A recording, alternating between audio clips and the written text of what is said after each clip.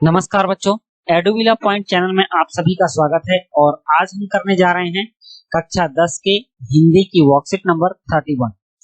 बच्चों, आज हम रचना के आधार पर वाक्य का अभ्यास करते हैं। तो चलिए हम देखते हैं कि रचना के आधार पर वाक्य को कितने भेद में बांटा गया है। तो सबसे पहले हम यह जानेंगे कि रचना के आधार पर वाक्य को 3 भेद में बांटा गया है: सरल वाक्य, मिश्र वाक्य और संयुक्त वाक्य। तो एक एक करके आइए देखते हैं कि सरल वाक्य क्या होता है। तो सरल वाक्य में एक उद्देश्य होता है और एक विधेय होता है। इन दोनों को मिलाकर सरल वाक्य बनता है। उद्देश्य क्या होता है? तो जिसके बारे में कुछ कहा जाता है वह उद्देश्य होता है, और जिसके बारे में जो कुछ कहा जाता है वह विधेय होता है। जैसे यहाँ देखिए उदाहरण, सूर्योदय। सूर्योदय होने पर कुहासा जाता रहा, तो सूर्योदय के बारे में कहा जा रहा है, तो यह उद्देश्य हो गया। और कहना यह है कि होने पर कुहासा जाता रहा, तो यह विधेय हो गया। तो इस तरह से सरल वाक्य में एक उद्देश्य और एक विधेय होता है। उसके बाद है मिश्र वाक्य। मिश्र वाक्य में 2 उपवाक्य होते हैं। देखिए यहाँ 2 उपवाक्य हैं, एक प्रधान उपवाक्य होता है और दूसरा आश्रित उपवाक्य होता है, जो इस वाक्य पर आश्रित रहता है। अगर ये वाक्य नहीं रहेगा तो इसका भी कोई वैल्यू नहीं है। इन दोनों को मिलाकर मिश्र वाक्य बनता है। जैसे ही सूर्योदय हुआ, यहाँ देखिए ये प्रधान उपवाक्य है, ही सूर्योदय हुआ। जैसे ही सूर्योदय हुआ वैसे ही कुहासा जाता रहा। तो यहाँ जैसे और वैसे क्या है?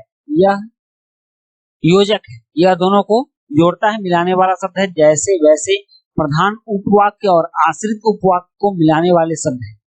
तो यहाँ प्रधान उपवाक्य हो गया जैसे ही सूर्योदय हुआ वैसे ही कुहासा जाता रहा, यह इस पर आश्रित है, तो यह आश्रित उपवाक्य हो गया। इसके मिलाने वाले शब्द होते हैं कि, जो, वह, जितना, उतना, जैसे, वैसे, जब, तब, जहां, वहां, अगर, यदि आदि।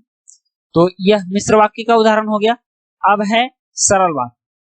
सरल वाक्य होता है कि सरल वाक्य और सरल वाक्य मिलकर संयुक्त वाक्य बनते हैं। मतलब संयुक्त वाक्य में 2 सरल वाक्य होते हैं, तो इनको जोड़ने वाले कुछ शब्द भी होते हैं, जैसे और, एवं, तथा, या, अथवा, इसलिए, फिर, भी, किंतु, परंतु, लेकिन, पर, अतः, तो, नहीं तो आदि। अब यहाँ देखिए, सूर्योदय हुआ और कुहासा जाता रहा। यहाँ और क्या है? इसको योजक है, ये जोड़ने वाला शब्द है।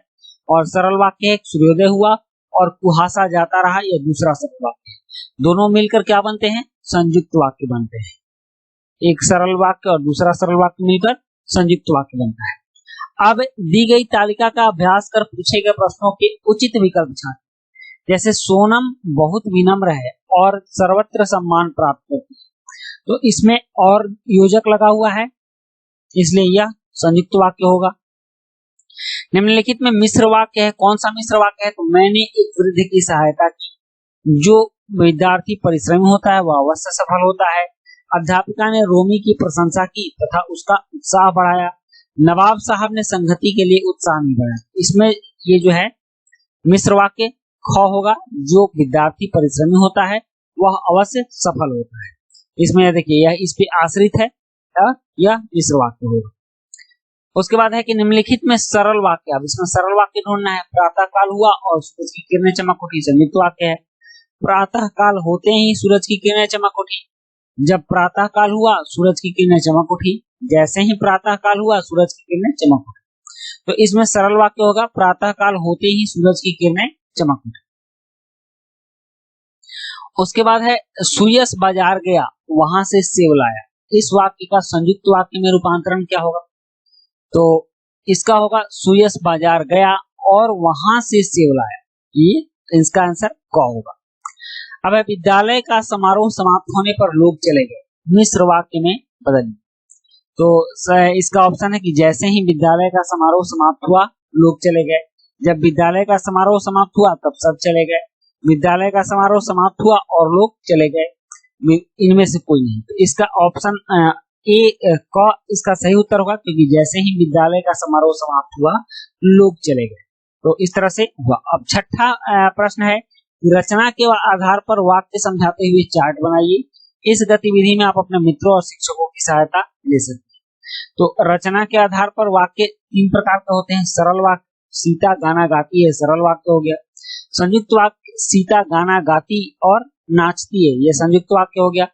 और अब है मिश्र वाक्य, जो यहाँ सीता होगा, जो सीता है वह गाती नाचती है, यह मिश्र वाक्य हो गया। तो इस तरह से हम लोगों ने आज रचना के आधार पर वाक्य के भेद को समझा और उम्मीद करता हूं कि आप सबको बहुत अच्छी तरह से समझ में आया होगा। तो इसी के साथ ये वर्कशीट समाप्त होती है। वीडियो अच्छी लगी हो तो लाइक, सब्सक्राइब, कमेंट जरूर कीजिएगा। मिलते हैं नेक्स्ट वीडियो में। Thank you.